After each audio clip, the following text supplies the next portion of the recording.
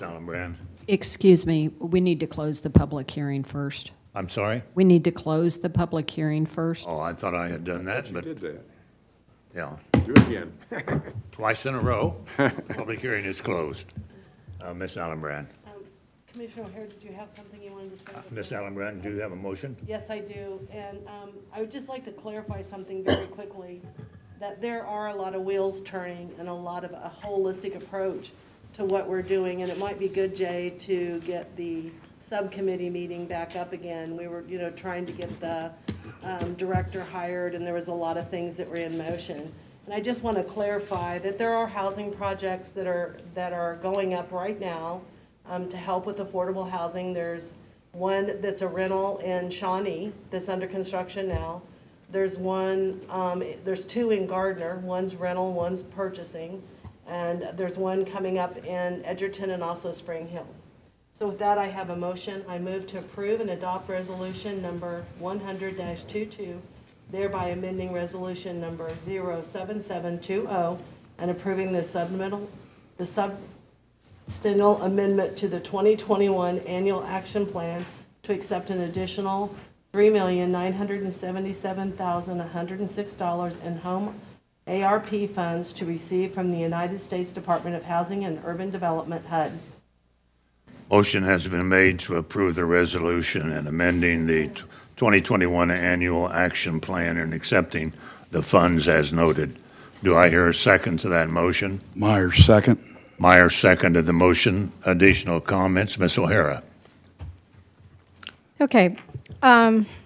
The Shawnee project, which is west of 7 Highway, the developer himself has indicated that their estimates is, I believe, and please correct me, Jay, if I'm wrong, that less than 5% of the units will be used for vouchers. The entire project is available for vouchers, but probably only 5% are going to be used for vouchers, so the lowest of the low-income people, because of lack of transportation.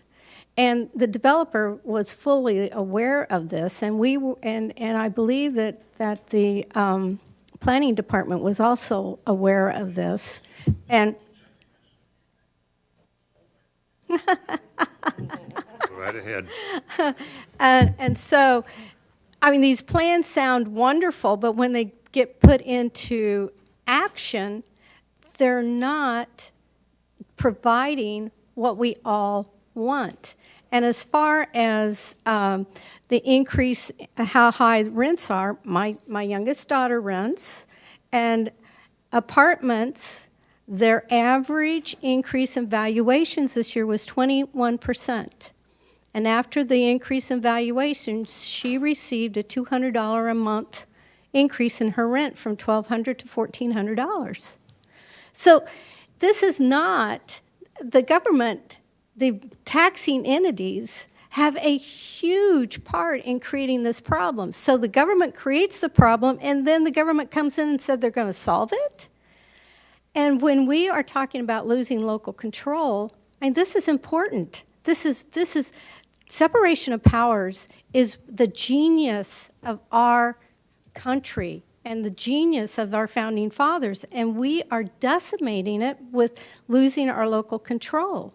And we just have to be very careful. And we're looking at spending $1.4 million today on 2 projects that we don't have to.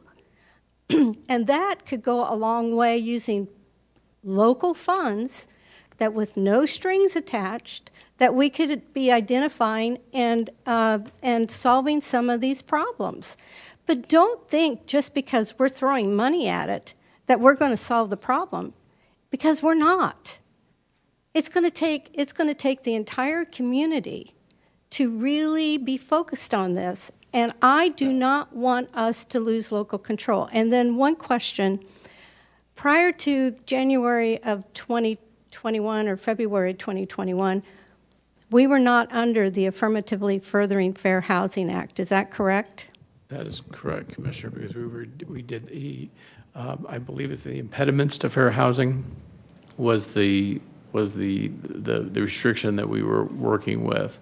And then with the new plan, it goes to affirmatively furthering fair housing. So this is But that is across the- this is a new, I mean, this was June of 2021 when HUD released their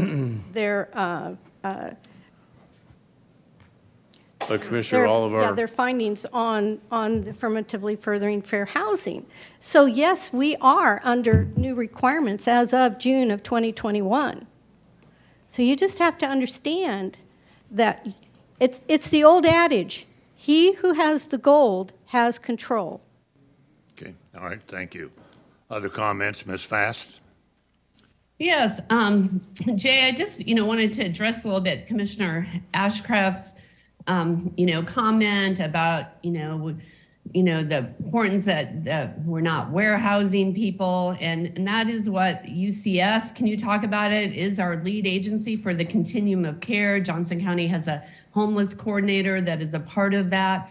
And when you look at the point of time, only a small number are chronically homeless because of these providers coming together to help people find housing, find jobs, and also a large percent. If you volunteer sometime at 1010, you will see a large percent of the people at 1010 have cars. Because our county doesn't have good transit, they keep their car and live in the homeless shelter so they can get to their job. But please talk about that. A key part of this and of the work of Johnson County is helping people, who've had a tough time get back on their feet, and we have a lot of success with the continuum of care. Yeah.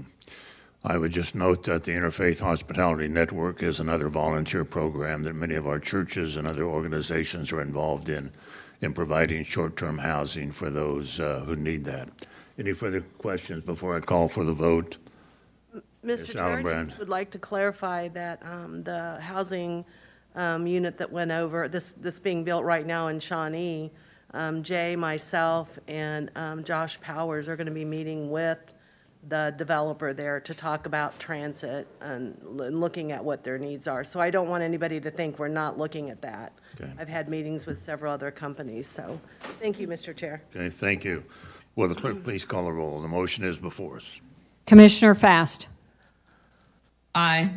Commissioner Myers. Myers, aye. Commissioner O'Hara. No, Commissioner Ashcraft. Yes. Commissioner Allenbrand. Allenbrand, aye. And Chairman Eilert. Eilert, aye. I have 5 votes in favor, 1 opposed, motion carried. Thank you all very much. Moving to the next item, I believe is item number 9.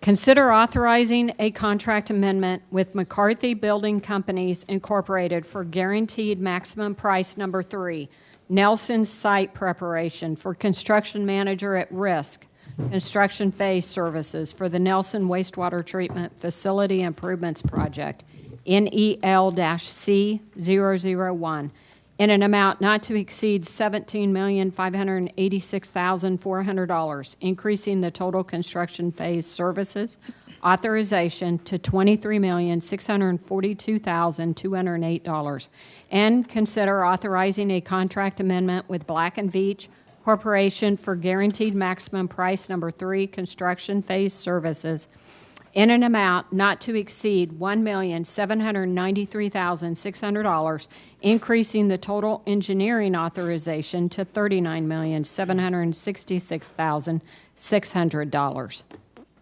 Ms. McCarrick. Thank you, Chairman and Commissioners. Good morning. Susan Picaric with Wastewater. So there is no funding as part of this request. The Nelson project has been previously authorized in multiple approvals by the board. Excuse me here. The most recent one brought the total amount of the project to $574 million. This total amount this total amount of the authorization has not changed. This request is for a contract amendment with McCarthy for guaranteed maximum price number 3. It's an accounting piece, essentially, to amend the CMAR's construction manager at risk contract for the construction project. We are utilizing multiple guaranteed maximum price packages, or GMPs, as part of the strategy for the project as it's developed. This has really helping us gain earlier cost certainty and helps us reduce the risk of cost escalation. A little bit on the background of the project. As we've discussed before, it's a 75-year-old facility. It's a trickling filter technology. It needs to be renewed, and its technology will not meet future water quality requirements, and so thus we are proceeding with renewing it. So, and this is the site here. It's located at 4800 Knoll, just off of the intersection of I-35 and Lamar. So guaranteed maximum price number 3 includes 6 works packages to prepare the site for the larger construction project. These packages were identified as being on the critical path to the construction of the new facilities, and we talked a bit about those last week during the Committee of the Whole meeting. You can see here in the attachment, these are generally where the work is going to be done and the type of work. It will include a new access road and gate for staff because we will have to continue treating wastewater while the new facility is being constructed. The existing entrance is in conflict with the future construction. It also includes rerouting utilities and a chemical treatment facility to help us continue treating that water and meeting water quality requirements during construction. Executing this work as part of a separate guaranteed maximum price package allows the team to accelerate the work in the project schedule, again, reducing risk to the overall project and cost escalation. Five work packages were bid in accordance with the Kansas Alternative Project Delivery Building Construction Procurement Act. Johnson County purchasing staff from FMA reviewed the process that was utilized by McCarthy. The 6th package is for maintaining plant operations during construction. It does require more detailed planning and operations and knowledge of the operations. Thus, the construction manager at risk, McCarthy, worked with the JCW staff and the design team to scope this work. McCarthy will be paid for actual costs incurred, and the fee is in accordance with their original CMAR contract. This request also includes a contract amendment for Black & Veatch engineers to provide construction phase services for GMP3. Lastly, this is our schedule, which we've shared previously. As you can see, design will continue through 2023, and there on the 3rd line, we anticipate multiple GMPs, up to 6 GMPs, as we discussed in the Committee of the Whole meeting last week, including options to order commodities and equipment earlier, again, so we can get earlier price certainty. This project was included in our most recent financial plan, which we presented to the board in June of this year. And I'll be happy to answer questions. Ms. McCarrick, I assume this is consistent with the update that we received at the Committee of the Whole last week. Is that right? That is correct, sir. All right. Other questions or comments? Ms. O'Hara? Thank you, Mr. Chair. So just for the general public's information, this originally the cost for this was going to be the estimate was $474 million, and then it was updated to $574 million, and now it's at $600 million, but it also includes $50 million of deferred costs. And then also this reflects $40 million of savings in design, but also there's been $30 million added to it. So approximately because of the deferred savings, actually we're at, we're going to have to pay for the $50 million in improvements at some point. So if those had been included, we would be at $650 million. So this is, we're getting close to being $200 million over the original estimate, and this is a reflection of cost escalations and inflation in all of the economy. But it's sobering. It's very sobering because our customers, because this is fee-based, will be looking at fee increases. However, because we're expending reserves to buffer the increases. It's still forecast at 5% increase through 2031. Is that correct? It's a 10-year plan, so Right. yes, through the next 10 years, correct. Okay. So I just want the general public to understand that these price increases that we are seeing on this project will have an impact, because after the reserves are spent down to a certain point, then reality will be hitting us, and our rates will go up. So just want the general public to be aware of that. Ms. McCarrick, as I recall, the long-term financing and rate plan has been at that level for some time. Is that right? That is correct. So Yes. Nelson is one project in our capital plan, and yes, we have been projecting the 5% per year rate increases for some time, correct, That sir? 5% was there prior to the Tomahawk Creek plan also, is that? That is correct, sir. Yeah, thank you. Other questions, Mr. Ashcraft? Thank you, Mr. Chairman. Just to follow on to Commissioner O'Hara's question of the cost escalation, are all those escalations attributable to supply and labor costs, or have there been changes in scope other than the attempted reduction or enhance? What's the term you use? The deferred cost. Yes. Deferred cost. And then, yeah, I mentioned the $31 million In savings. that actually are additional, that was an expansion of the project.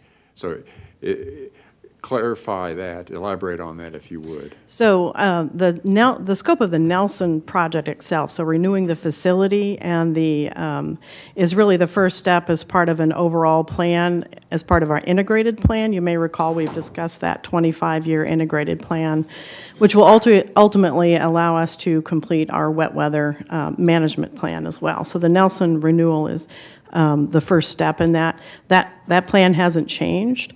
I think the additional amount that Commissioner O'Hara is referring to is, as we proceeded to enter into the loan agreement, the WIFIA loan agreement with EPA, we included that as well as cost escalation, again, earlier this year, trying to anticipate what that cost escalation might look like, so that we could take advantage of the low-interest financing and the flexibility that WIFIA loan provides. And so as we shared last week, and as we actually shared when the loan was closed earlier this year, Baker Tilly, our financial consultant, actually provided that loan saved us about $80 million in financing costs compared to our traditional GO bond financing. So I hope that helps clarify that a little bit. Thank you. Thank All you. right, thank you. Other questions? All right, is there anyone present who would like to speak to this item?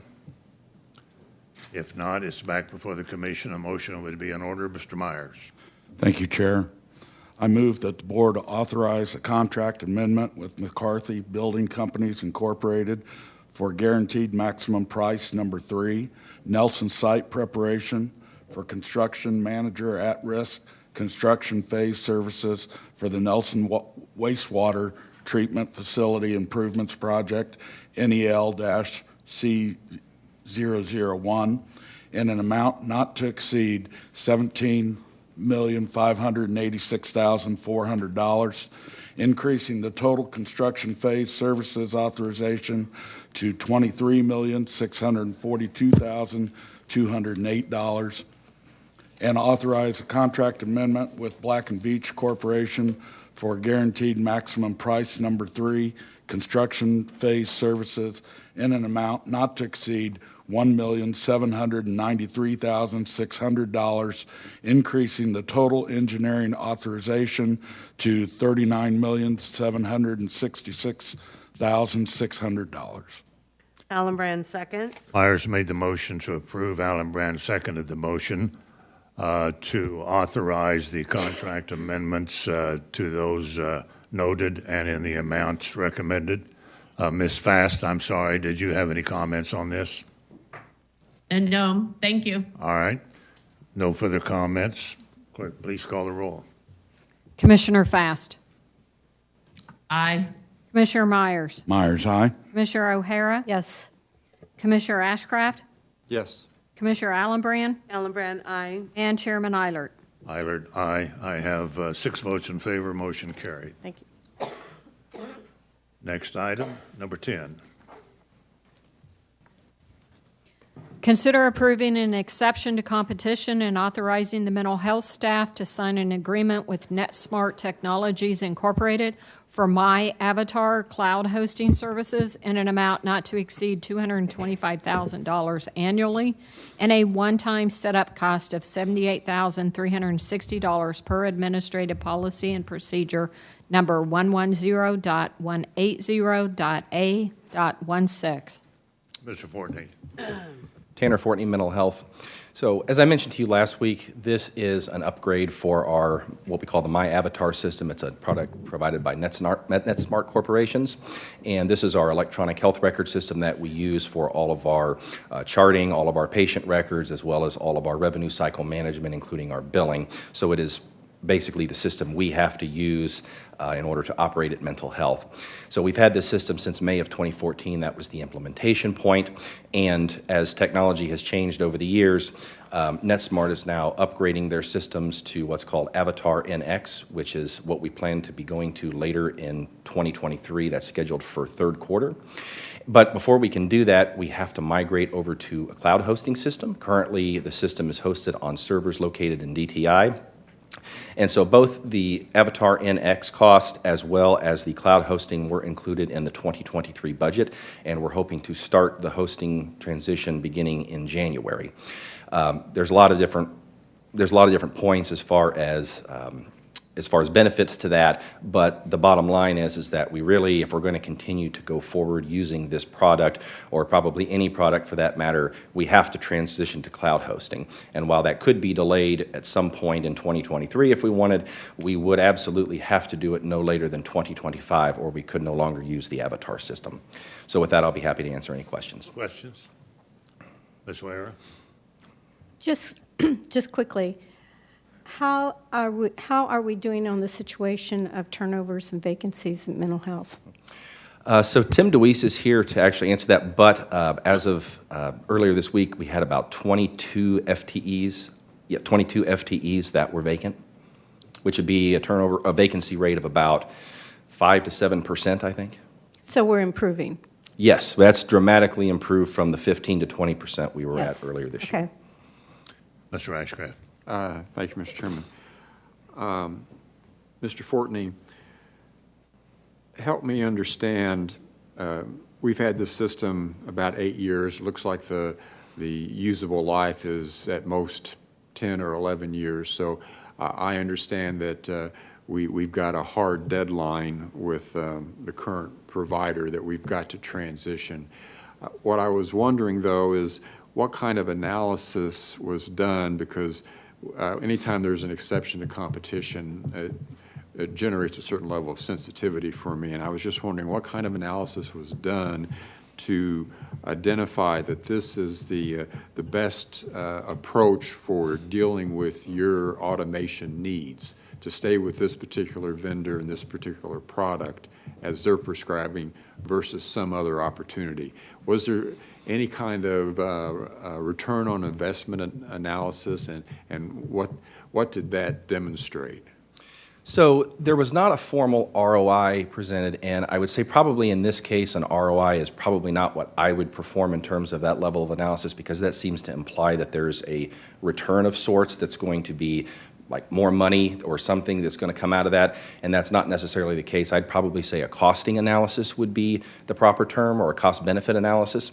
And while we didn't do that in this case, because in order to do that today, what we would have to do is we'd really have to go through a process like an RFI or an RFP. It's not as simple as, say, if I were going to upgrade software on my personal computer, I can't just go to the Microsoft store and I can just look and see what the cost of a new software would be.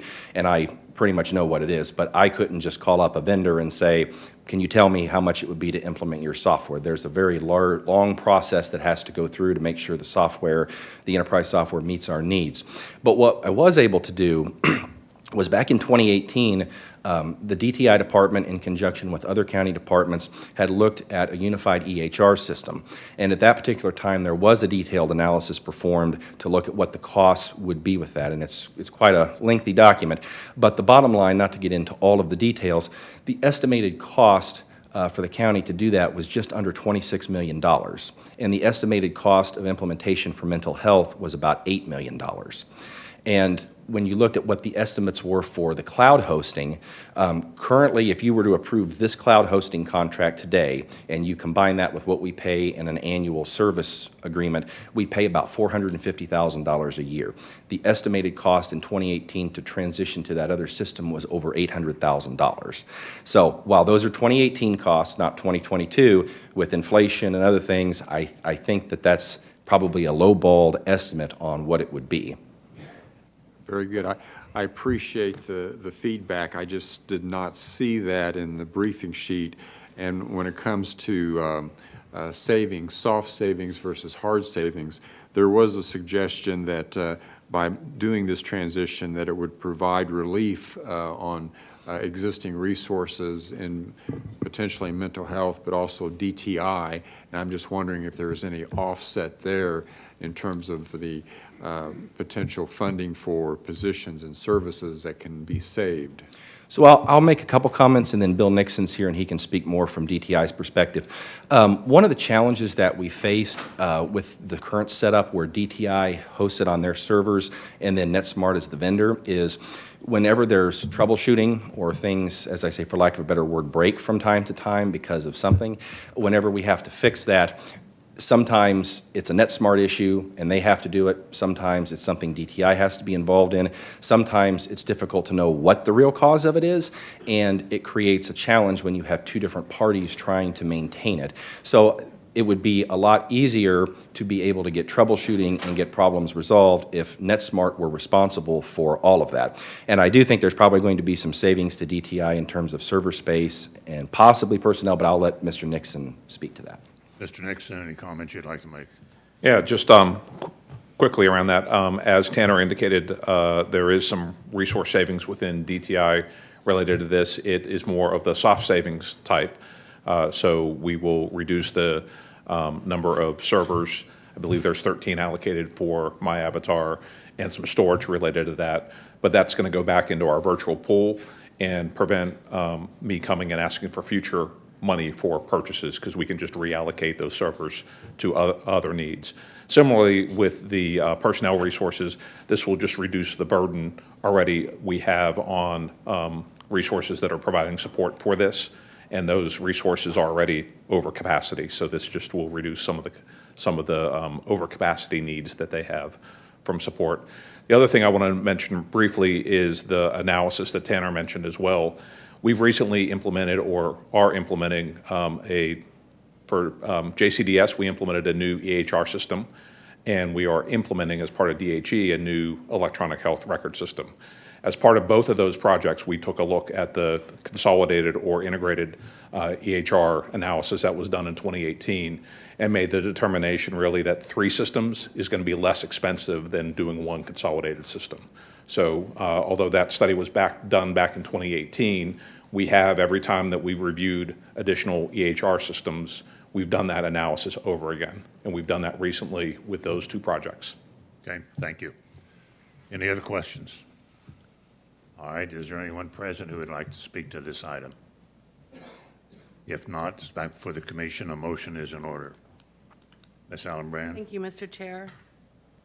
Consider approving an exception to competition and authorizing mental health staff to sign an agreement with NetSmart Technologies, Inc. for My Avatar Cloud hosting services in an amount not to exceed $225,000 annually and a one-time setup cost of $78,630 per administrative policy and procedure number 110.180.A16. Myers, second. Allenbrand made the motion. Myers seconded the motion to approve the exception to competition and authorize the contract with NetSmart as recommended and noted. Any further questions or comments? Okay, will the clerk please call the roll? Commissioner Fast, Aye. Commissioner Myers, Myers, aye. Commissioner O'Hara, Yes. Commissioner Ashcraft, Yes. Commissioner Allenbrand, Allenbrand, aye. and Chairman Eilert. Eilert, aye. I have 6 votes in favor, motion carried. Moving to item number 12. 11. Consider authorizing the reallocation and use of fiscal year FY 2018 Major Asset Replacement Program, MARP, remaining funds of $1,490,000 for interior improvements project at Elections Office, 2101 East Kansas City Road, and an asset maintenance allowance for existing Human Services Building, HSB, 11875 South Sunset Drive, and Olathe Mental Health Office, 1125 West Spruce, located in Olathe, Kansas. Mr. Pedig. Good morning, Brian Pedig with Facilities. So again, this is a reallocation of 2018 funds that we saved on 2 buildings, and I've tried to develop a little sheet here that shows what we're doing, hopefully to clarify some of the confusion we had last week. So the savings were identified from the elections roof replacement, where we changed the type of project we did. We were looking at a more extensive roof type of repair and replacement, but instead did a polymer seal. And then with the HSB, and we'll talk about HSB Human Services Building a little more, we delayed that project. So we created a savings of about $1.5 million. We are proposing, this item proposes to reallocate those funds to the elections office where there's interior renovations that need to occur for efficiency and compliance issues. Then we also want to allocate funds to that same HSB building as well as the Olathe Mental Health Building. Those 2 buildings we anticipate are going to be demolished in the next few years as we build a new building that will house Olathe Mental Health as well as the Health and Environment Office. Evergreen, which is also in this building, is on a different path to be decided and determined how they're going to function and where they will be located. So we're taking these 2018 $1.5 million funds and reallocating them to the 2 projects. I think the elections is pretty straightforward, what we're doing there. There gets to be confusion when you talk about HSB. You talk about the Human Services Building we refer to. There are departments named Aging and Services and Human Services. There are other buildings named Human Services. So I understand the confusion there. And just for clarity, we're talking about the building at Sunset that currently houses Health and Environment and Evergreen. And I'll stop there to see what questions we have. Other questions? Ms. O'Hara. This building that we have chosen not to do critical maintenance on was built in 1995. Is that correct? I believe. Is that correct, Joe? Is that close? That sounds correct. It was a little over 20 years old. Okay. And this is, to me, coming from the construction industry, shocking that we're considering tearing down a building that is 20-some years old. I mean, it's like our buildings are disposable. And I think that we're premature in taking these funds away from that building because we are under contract with Evergreen through 2027 to provide them space in that building. And I know that we are going to be taking action on that in the near future. But shouldn't we, it seems like we're putting the cart in front of the horse, that we need to make sure what we're going to do with Evergreen before proceeding on reallocating funds for maintenance on that building. And I just think that we probably within a month, we're going to know what direction we're going to go on Evergreen. And I just think it would be wise to delay this decision until after that has been finalized.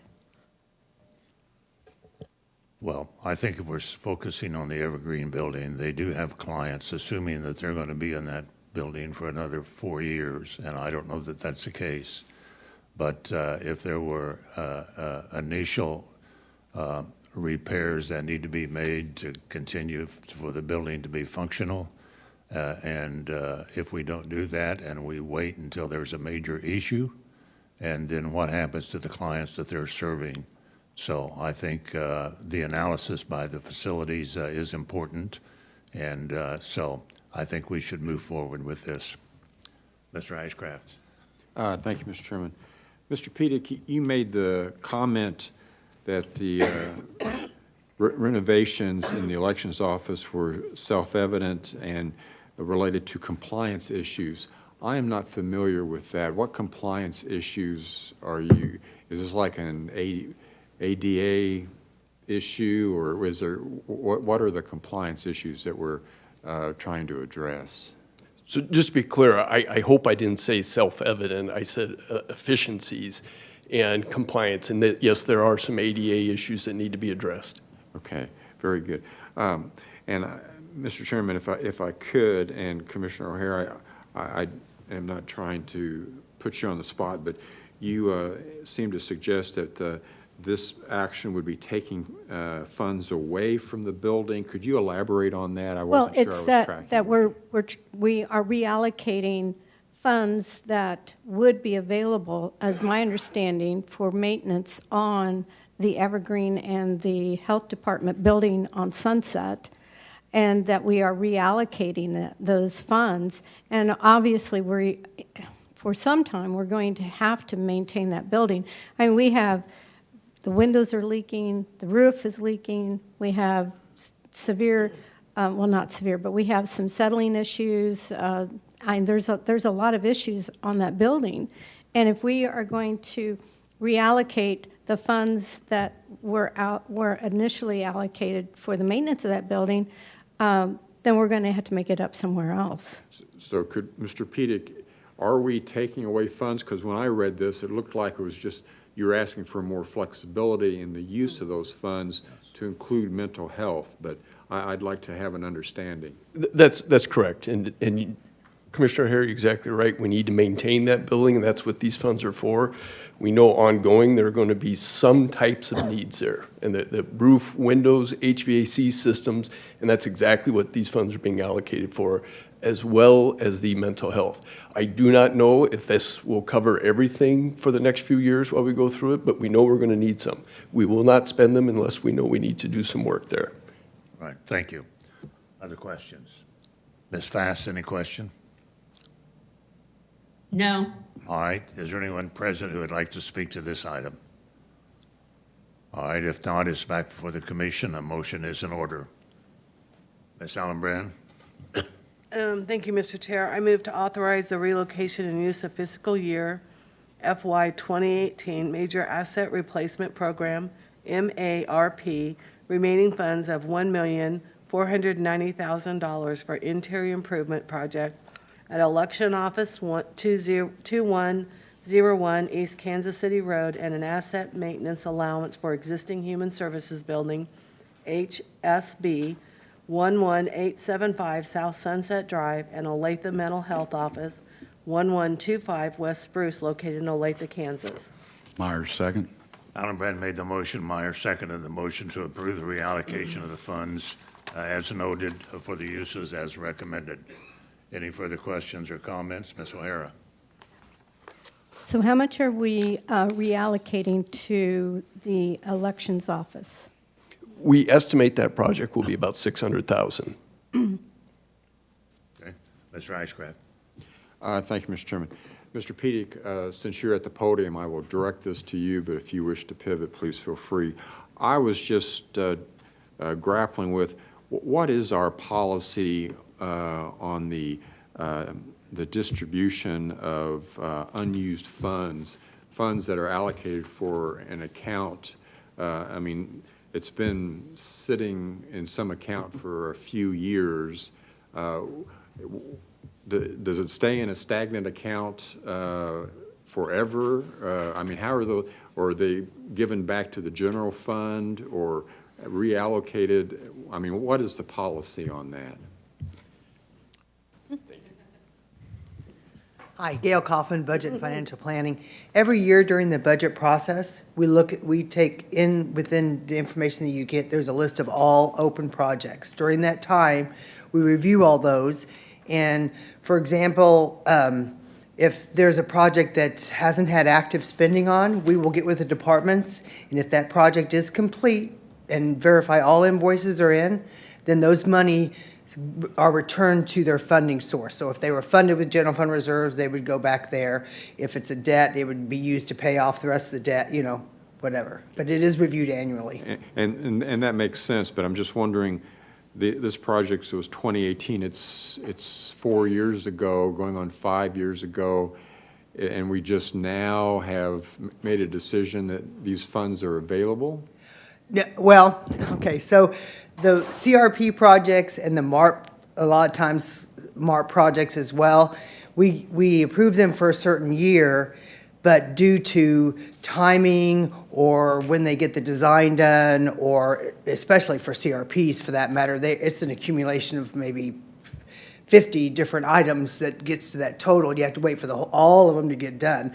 So that is a matter of the scheduling process with facilities. We have gotten, from the budget office, we have been working with them so that they aren't open. 2018 is probably, from a facility standpoint, one of the older ones. So, you know, it's just, unfortunately, that's just the timing of the projects. Thank you. Thank you for that explanation and the review process that we have available every year as we go through the budget. Other comments? Ms. O'Hara? So just for clarification, this has not been in general fund reserves. This has been allocated. It's just, and so because it was not spent, it did not fall down into reserves. Is that correct? Not yet. Okay. Until we do that when we close the project. Okay, thank you. All right, any other comments? All right, the motion is before us. Will the clerk please call the roll? Commissioner Fast. Aye. Commissioner Myers. Myers, aye. Commissioner O'Hara. Yes. Commissioner Ashcraft. Yes. Commissioner Allenbrand. Allenbrand, aye. And Chairman Eilert. Eilert, aye. I have 6 votes in favor. Motion carried. Next item.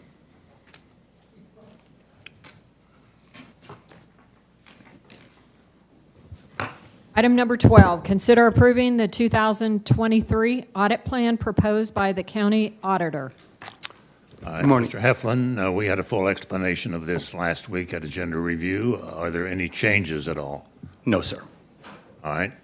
Are there questions or comments? Mr. Ashcraft. Thank you, Mr. Chairman. Mr. Heflin, I appreciate you visiting with me earlier this week. Could you elaborate a little bit on the methodology that you employ to identify the high-value audits? Well, you and I discussed the term high value, and I'm going to address it from the standpoint of value added. Or excuse me, you're right, value-added audits. Yes. What we did when we built this plan, we had 2 audits that were carried over from 22. That was the Aging and Human Services audit and the DTI cybersecurity. We'll be starting those early in this next fiscal year. We also looked at the BOCC priorities, goals, and we also sought feedback. We surveyed back in earlier this year department heads about program risk. We also did a program risk in 2021. Now, those are not to be confused with risk assessments. We will be doing a risk assessment in this next fiscal year. That gives us a more robust approach as to how we approach what we're going to be auditing.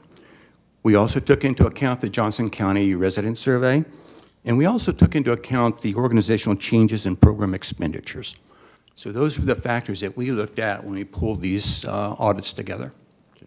And do you have budgets, personnel budgets assigned yet to these projects? We have a rough order of magnitude. We really won't know what the audits will entail until we start doing the audit survey work when we start the audit. You know, we will look at, well, there's a lot of factors that we do take into account. And we'll have a much better feel at that point. I can say, I think with a higher degree of certainty, that with what the hours anticipated for these audits are well within our capacity. Thank you. Ms. O'Hara? Thank you, Mr. Chair. Last week, you mentioned that, that for the public, that we need to have added security, that they understand that we are on top of auditing our departments in light of the over $1 million that was lost in the clerk of the district court. And of course, that was not under our jurisdiction, but still it casts a shadow on our operations. And I believe, and I've been told, that now we have a policy in place at the county level that if there is a loss of $50,000 or less, that is considered a non-material loss and does not have to be reported on our financial audits. And I have a real issue with that, and I just do not think that if this is indeed a policy of the county, and because of a loss that was not attributed to one of our departments in 2021, and that was the reason that I was given, that it was $50,000, and anything $50,000 and less is not reportable.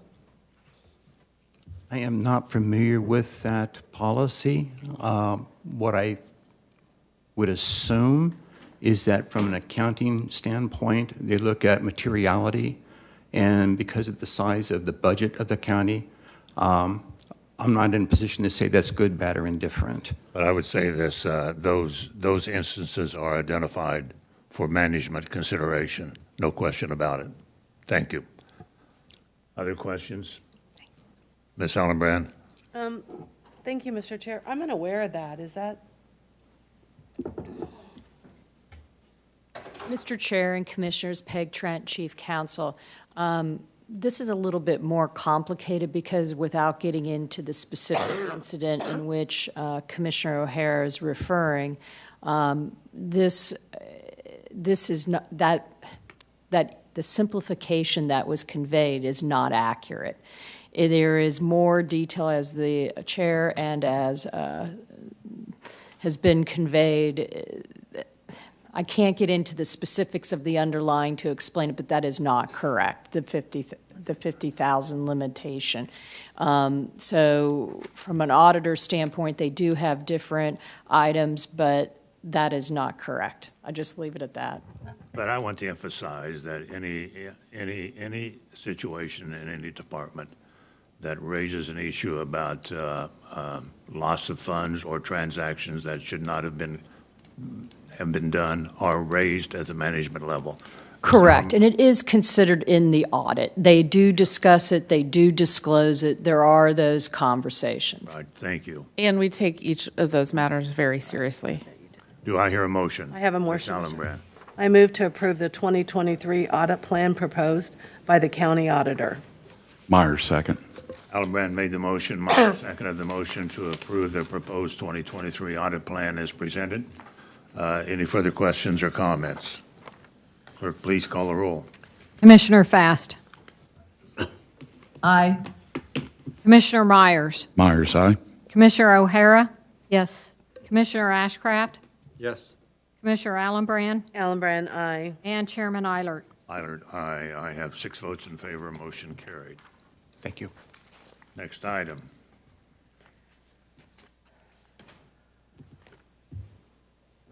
Item number 13, resolution number 097-22, consider adopting a resolution to prohibit truck traffic on certain roads designated by Johnson County Public Works and the Johnson County Sheriff's Office.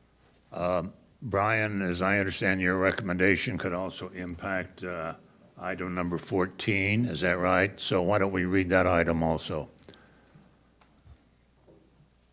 Item number 14, resolution number 098-22, consider adopting a resolution to prohibit truck traffic on certain roads designated by Johnson County Public Works and the Johnson County Sheriff's Office. Okay. Mr. Pedig, your recommendation on both of those items. We recommend that we table these for the week. The city of Gardner has decided to change the types of trucks they're restricting from the bigger 5-axle, which are typically a maximum weight of 80,000 pounds, to 16,000 pounds, which is a pretty significant difference that we would like to delay and allow the public and the board, if there are any questions, to have an opportunity. Okay, I certainly don't have a problem with that. Ms. O'Hara? And this was at the, as I understand it, this was at the suggestion of the Kansas Highway Patrol. Is that correct? My understanding is that the city of Gardner did hear from law enforcement that they thought that was the appropriate weight, and then they looked at what the city of Olathe and There's surrounding cities. and surrounding cities and wanted to be consistent with Okay, thank you. All right. Do I hear a motion to Ms. Yes. Albrana? I have a motion. Now, do I need to do the motion separate? Yes, ma'am. And then I just want it to be known, this is just putting it on hold.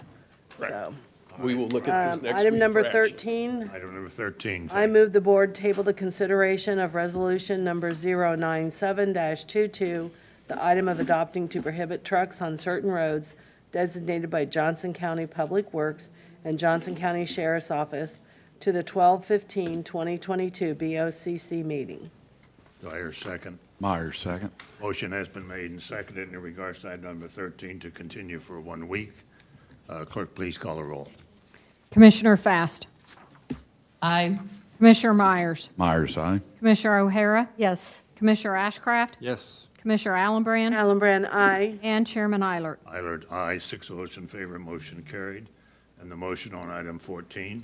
Thank you, Mr. Chair. I move the board table the consideration of resolution number 098-22, the item of adopting to prohibit truck traffic on certain roads designated by Johnson County Public Works and the Johnson County Sheriff's Office to the 12/15/2022 BOCC meeting.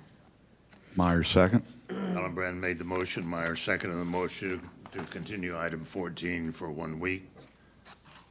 Clerk, please call the roll. Commissioner Fast. Aye.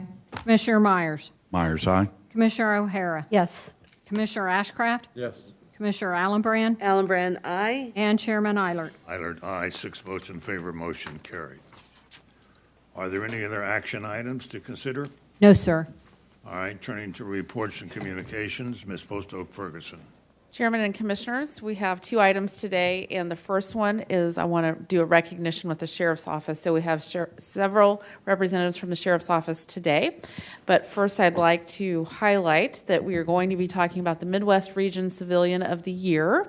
Today, we would like to recognize Civilian Specialist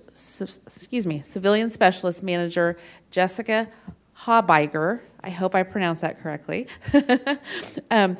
She's here today, and I'd like to invite her to come to the podium. I understand that Under Sheriff Daryl Reese is here, as well as her supervisor, and so if they would come forward, and I'll highlight a little bit, and they're going to add to it. She was recently recognized by the National Institute of Jail Operations as the Midwest Region Civilian of the Year. She was awarded the honor at the JailCon 22 conference in Indianapolis, Indiana. This recognition is awarded to a non-certified detention employee serving in a support section of the office who has provided innovative ideas that enhance the efficiency of the facility in line with the mission of the office during this past year. And with that, I'll turn it over to Daryl Reese to add to that. Mr. Reese. Thank you. Thank you, Chair. Thank you, Commissioners. We're very proud of her, of course, as you just heard. It's a very great honor for her to receive the Civilian of the Year award. Again, it's an award that very few people ever get in their career. So we're very proud of all the things she's done. You have anything you want to say? Okay, Daryl? Okay. And again, she's one of many great employees we have, and we appreciate you very much for recognizing her today and recognizing the Sheriff's Office. So thank you. Congratulations. Congratulations. Yes.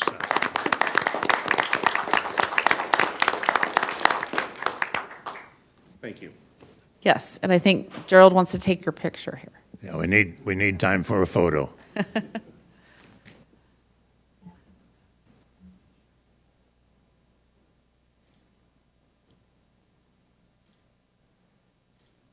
Congratulations, Jessica. Again, thank you for your good work. Appreciate it. Next item is winter weather preparedness podcast. As we get closer to winter weather, this week's episode of our podcast, JOCO on the Go, features some of Johnson County's experts in winter weather preparedness. The podcast includes tips for residents from emergency management, public works process for clearing snow and ice in unincorporated Johnson County, and information on what Johnson County is doing to help protect water quality while managing snow and ice buildup. And you can access this episode on jocogov.org, JOCO on the Go. As a reminder, when you do have snow and ice, residents can also visit jocogov.org/snow for all of our winter-related information, including closings, cancellations, and delays, information on snow removal, and links to other important resources. And Jody's here if there's further questions. And so with that, Chairman, that concludes my report. Any questions? All right, thank you very much. Welcome. Next item, Ms. Jones. Becky Jones. Good morning, Chairman, Commissioners. Becky Jones from Financial Management and Administration. You have attached to your agenda today the COVID-19 Operating Revenues and Expenditure Report as of November 30th, 2022. The file is broken into 3 tabs. The net change in the balance of the state and local fiscal recovery funds is $69,505. It's attributed to interest earnings of $79,629, offset by payroll cost for grant administration of $2,764, crisis communication payments of $6,000, and a payment made to Widow Bryans for program eligibility reviews of $1,360. The next is the countywide support fund. The change is $122,357, and that's attributed to interest earnings. The $50,000 that was paid to UCS for Community Investment Programs assistance was netted with the open encumbrances, so the net change for that item is 0. Other direct funding, departments reported an increase of $132,208 and an increase in revenues of $103,044. And with that, I will stand for questions. Is there any action that is required on No, today's sir. report?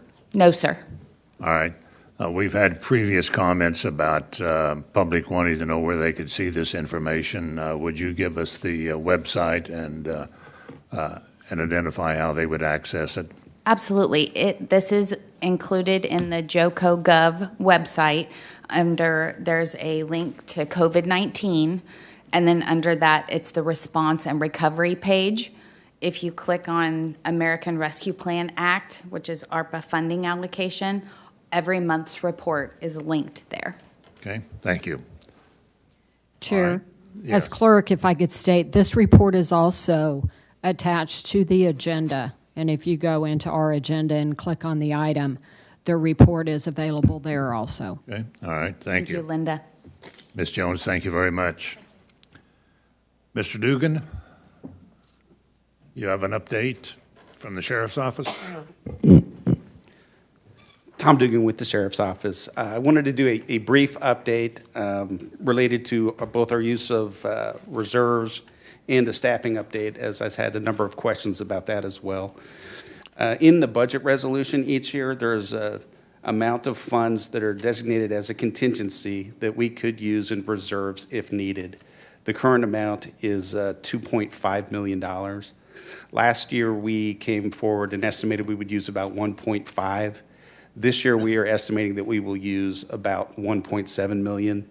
The driver for the overage, a great part of it, although there is somewhat of a structural deficit, a great part of it is related to just having as many vacancies as we've carried throughout the entire year.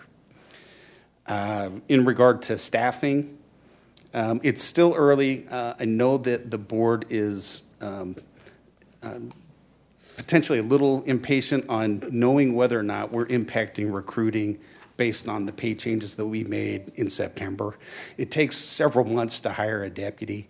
early indicators are that we are getting many more applicants. In terms of employment investigations, those have increased about 377%. So there are a lot more candidates in the system. We just need a few more months before we can really see the benefit of the increased pay. Currently, we have, I believe, 54 deputy vacancies, which is an improvement over a month ago. Okay. All right. Thank you. Questions? Ms. Allenbrand? Thank you, Mr. Chair. Mr. Dugan, I really appreciate this breakdown. Thank you. You're welcome. Ms. O'Hara? So the humorgene has ceased, and we're actually 16 officers in the plus column from the high vacancy rate of 70 officers. So we're making great progress. We are making progress. Something else that we're seeing that we were not seeing 2 months ago is we're seeing candidates with law enforcement experience. We were not getting that before we made the pay changes. Thank you. Thank you. All right. Mr. Ashcraft? Thank you, Mr. Chairman. Mr. Dugan, not to put you on the spot, but the applicants that you're receiving, do you have any breakdown in terms of the locale or agency from which you're drawing? Has it been regionally, nationally? I can only answer that anecdotally, but I've seen both in what they've shown us in internal meetings. That's something I could give you if you're interested. We could break it down. Yeah, I'm just curious, but I appreciate it. Thank you. Certainly. Okay. Thank you very much. Thank you. Are there any other items? I think not. No, sir. So we'll move to commission comments. Ms. Fast, do you have any comments you'd like to make? None. All right. No, Ms. thank you. Commissioner Allenbrand. Thank you, Mr. Chair. I want to thank Mark Dodd. Is that pronounce his last name right? Dodd, our for the legislative reception. Mark Dabb for the legislative reception that he had last week. So I thought that was very well done, and I really appreciate his efforts. Also want to reach out to Josh Powers, having a meeting with me and Amazon, and we are looking at a holistic approach, having partners with some other businesses out at New Century to provide transportation. So we'll be holding a meeting at Amazon with other businesses to be partners in doing that. Also had a Northwest Consolidated Fire meeting. That went well. And the airport meeting this week, Lee Harris, one of our board members who has been unbelievable on the impact he's had on our airport board, will no longer be serving in that capacity, but he has agreed to be on in some economic development. He has been very instrumental with his business background, helping us on that airport. So I'm glad to see him staying on. So we had an unbelievable, it was a very nice reception, very well attended. And I want to thank Arenado and his staff for that. And then also I want to say that our own chairman here won a Legacy Award yesterday in Overland Park, the Rick Warnell Legacy Award. So why don't we give him a hand for winning that? Thank you. Mr. Ashcraft. Nothing, Mr. Chair. Mr. Myers. Thank you, Chair. I don't have much, but I can't let this go by without making mention of an alma mater of mine that I'm very proud of. Congratulations to the Kansas State University Wildcat football team for being the Big 12 football champions. Mr. Myers, I don't think that was necessary. Again, it's where my heart, where I played, where I came from, and I couldn't help but say congratulations. It's a big deal. It is a big deal. Mr. Myers, I'm sorry, but roll tide. I'm worried. Commissioner O'Hara. Yes, I have a couple of comments. I just want to thank the Sheriff's Department for quickly responding to an issue on Quivira Road between 159th and 179th. I had a constituent contact me that it's basically a drag strip. And I got a hold of Undersheriff Daryl Reese, and on the same day, he dispatched officers out there, and they made 19 traffic stops, and the highest speed was 85 in a 35-mile-an-hour zone. This has been forwarded, this issue has been forwarded to the Overland Park Police Department, so I'm sure that there's going to be additional patrols out there. And this was an extremely dangerous situation. And then I also want to thank Sheriff Hayden for taking a look at the issue at 179th and Wolf Springs Elementary School. There is a huge problem of parents being able to enter and exit onto 179th Street. And I am looking forward to seeing a letter of recommendation from the Sheriff's Department that will help alleviate this problem. And we have to be very proactive on this. There was an accident there last year with a KinderCare bus. Fortunately, there were no children on that bus.